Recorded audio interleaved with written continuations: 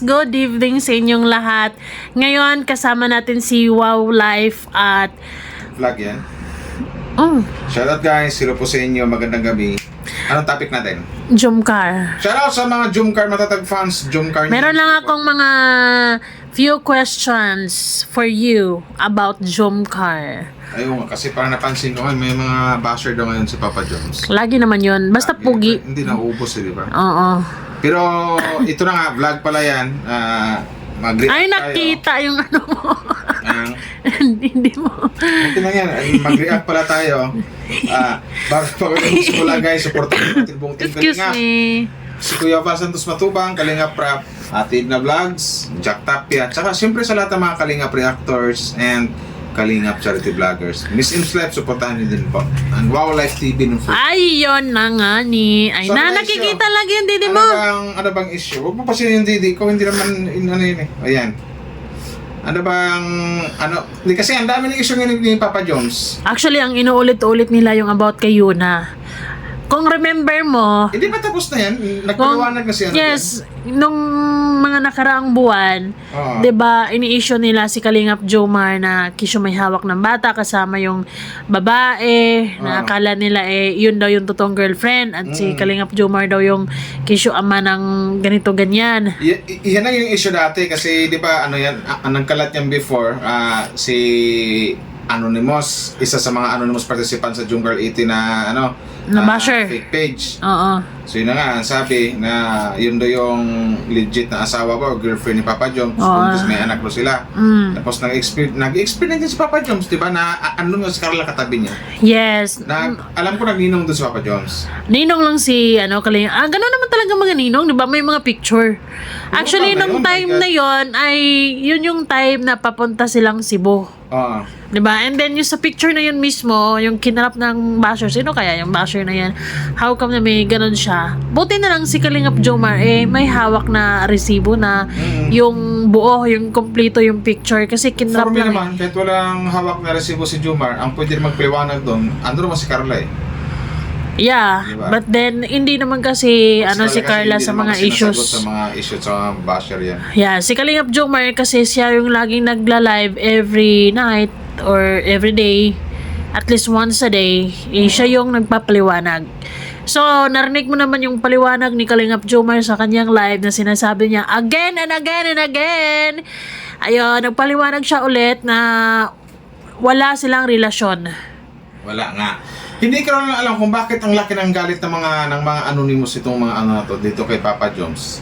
Kasi parang narinig ko yun dati na itong mga anonymous, si kay Papa Jones din na live to ng galit to. Last month lang to na naalala ko na sabi niya nga itong mga anonymous, kasi mayroong dating gustong NBI na gustong tumulong sa kanya. Matagal na Tapos, yun, ilang buwan na sabi nga, nakalipas. yung anonymous nga daw, dati palang nasa loob lang din pala.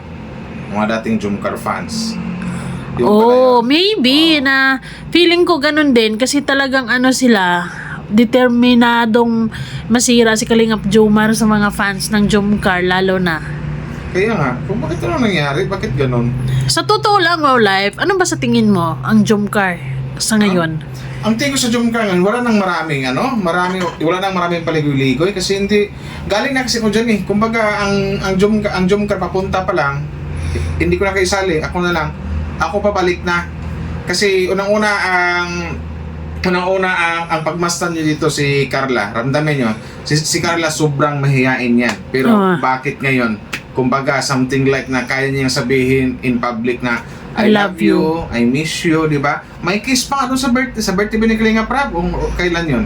Sa birthday ni Kalingap Rab at saka At sa saka doon nag-2 years anniversary. siya. Oh, Anniversary niya. Yung anniversary ni Carla nasa Kalinga. Yup. Di ba nag-kiss pa nga siya? And usually, si Kalingap Jomar yung gumagawa niyan. Oh, Kasi tama, nahihiya si ang Carla. karamihan gumagawa niyan, yung mga lalaki. Yup. Yeah, pero ngayon ginawa ni Carla, so ibig sabihin walang babaeng gagawa ng ganon kung hindi sila legit na mag-agom or mag-boyfriend, girlfriend or wala silang relasyon. Yun.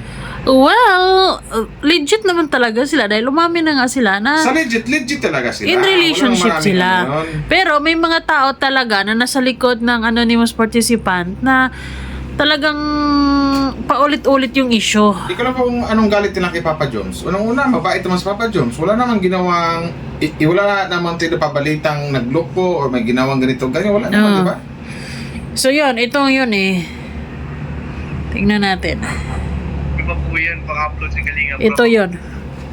Yung sinabi ni Kalingap Jomar, oh. Na, Yun. Kiklear ko ulit ha guys. Clear ko lang po guys. Walang wala po kaming ganun relationship. Mag-friend flow. At saka ano po ako guys, ninong po ako ng inaanak po ni Yuna, okay? And ipapakita ko lang din. I have here with me po yung ito oh. Ito guys yung invitation sa akin po ni Yuna. Yan tagal na yan eh. December pa to eh. So makikita po dyan, Tito Mao. Tito Mao yan. Ako kasi, Mao diba ako guys, Mao? Yes. Eh, Ayun yung, Palayaw. ito pong invitation na to is yung para ano po kay Yuan. Sa inanak ko po. Ito nyo po oh. Basahin ko guys ha.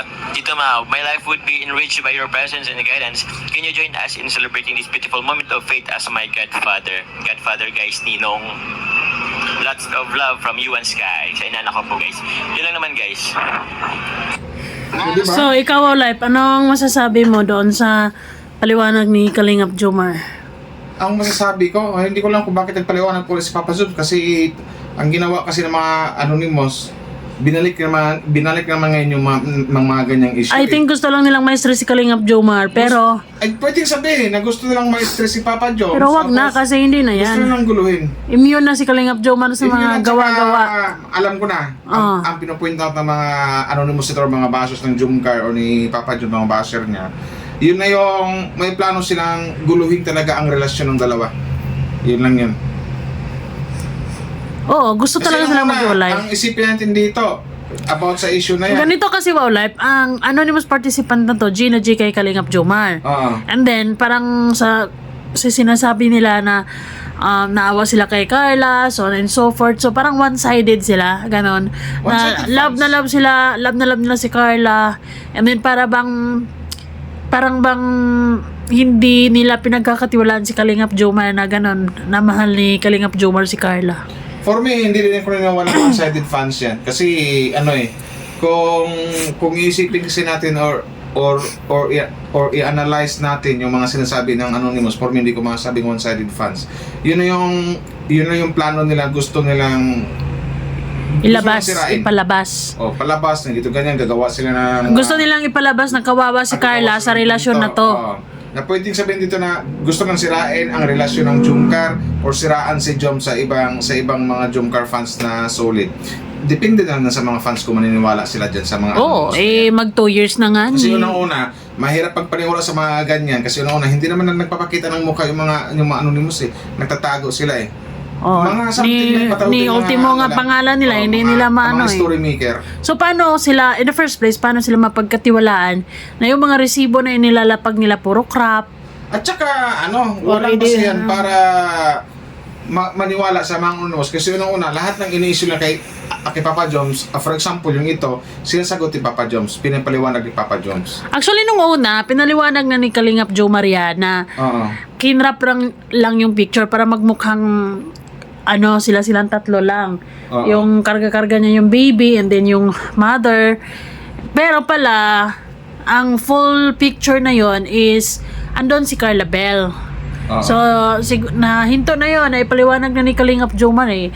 Hindi ko alam kung anong saltik o anong meron tong si anonymous participant na like, hello, binalik na naman niya. Ilang araw na actually na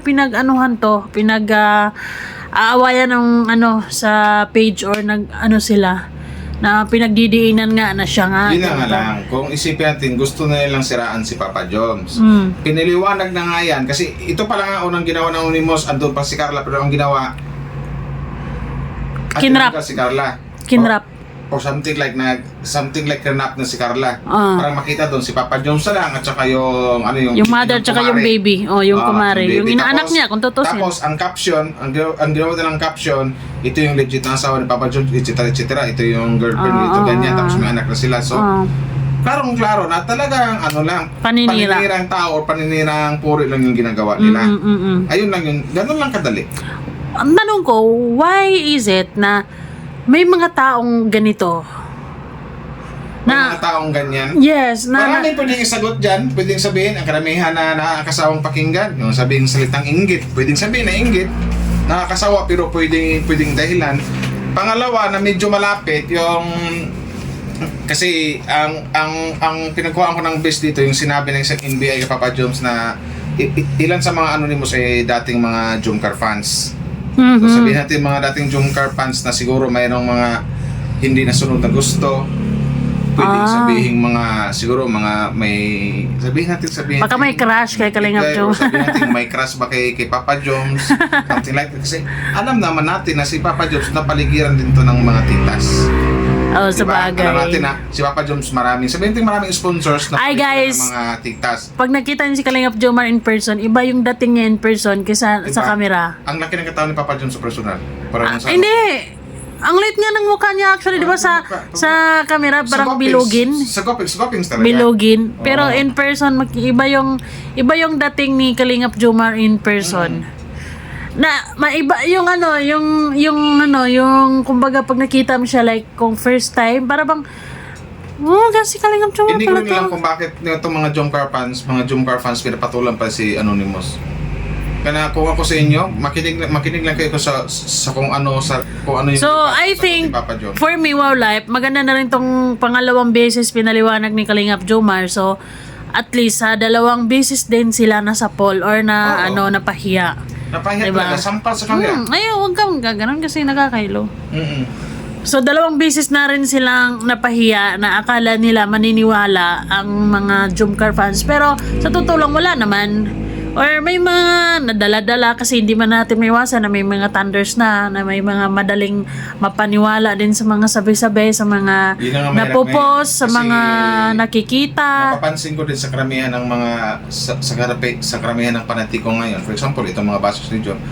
Hindi na kasi mga bata kasi may mga edad na matatanda na talaga. Pero hindi ko lang kung bakit gano'n yung takbo ng isip nila. Pwede sabihin panatiko talaga o talagang pwedeng sabihin na may iba dyan na obsessed na kay Papa Joms. Gagawin ang lahat, mapabuti man or masamang By way, hook or by makuha crook. lang nila si Papa Joms. Ayun. Pero hindi yon. Ipagkatiwala at iano nyo na lang si Kalingap Jomar kay Carla ng buong buo. Tsaka doon sa mga nagdududa pa, sa mga naninira na hindi totoo ang Jomcar, alam ko naman po na pati mga sarili nyo pinagluloko nyo. Kasi alam nyo na kung ano talaga ang Jomcar, si Papa Joms at saka si Carla. Yun na lang sa mga body language nila, kung basta, yun na yun. Mahirap ipaliwanag, hahaba pa. Yes, totoo yan. So, ayun, ang masasabi ko na ang Jomcar ngayon ay hindi na yan basta-basta matitinag. Kaya nga ang Jomcar, hindi ko na pwedeng tawagin Jomcar Love Team eh. Jomcar couple na eh. Couple na nga sila. Yan ang Jomcar couple. Oo. Yun Couple na na talaga sila. Kasi doon din magjowa ako talaga lalong sila. napabilib nung nag-kiss talaga si Carla. Oo. Talagang Ganyan. pinaglaban. Unang-una yung... I mean, pinaglaban ni Carla, lalong-lalo na sa mga Oo. basher na Oo.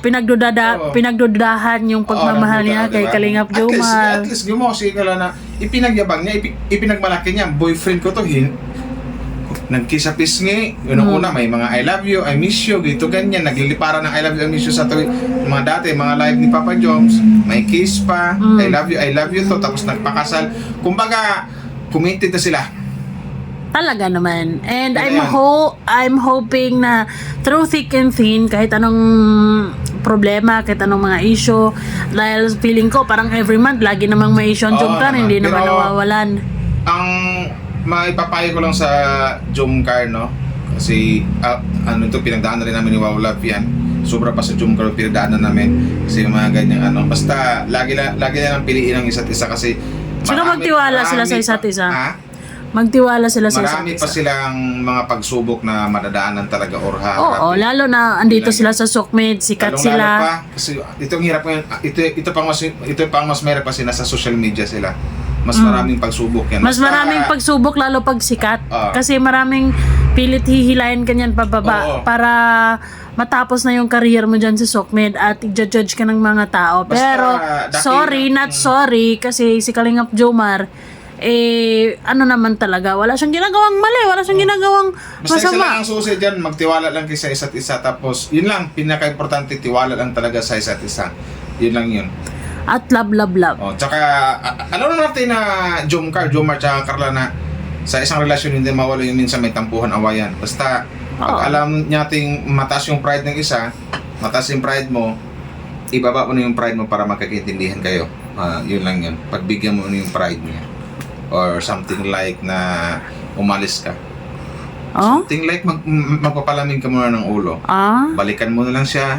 I mean, kausapin mo na siya pag malamig na rin ang ulo niya. Yes. Ganun lang yun. So, Basta, magapayo ko lang, laging piliin ang isa't isa. Kasi sa Jomcar talaga, ramdam ko na marami pa talaga silang pagsubok na manadaanan or mga trials. Yes, yun yung pangpatibay sa kanila. Kung malalagpasan Dito nila susukatin yun. ang, something like na dito susukatin ng panahon kung gaano ba katibay or kasulid yung pundasyon ng kanilang pagmamahalan. Correct. Isa pa, syempre si Carla, bilang isang babae, isa din yan sa mga, dito din masusubok lalo si Carla sa tiwala niya kay Kalingap Jomar. Oo. Same with Kalingap Jomar. Oo. Actually, silang dalawa, sinusubok Ano lang, vice versa lang. Yun lang. So, ayun guys, basta, magtiwala lang tayo sa Jomcar. Basta sa mga bashers, What you see is... what you get. Basta panawagan sa mga Jomcar, wag na kayo mapagpatol sa mga anonymous. Doon kayo makinig sa mga sinasabi ni Papa Joms. Paano naman Yun yan. pagkatiwalaan yung anonymous? Bukod sa walang credibility, yung mga sinasabi nila. Ibukod na nga sa walang mukha. Naku po, wala pang mga kwenta yung mga pinagsabi-sabi. Oo.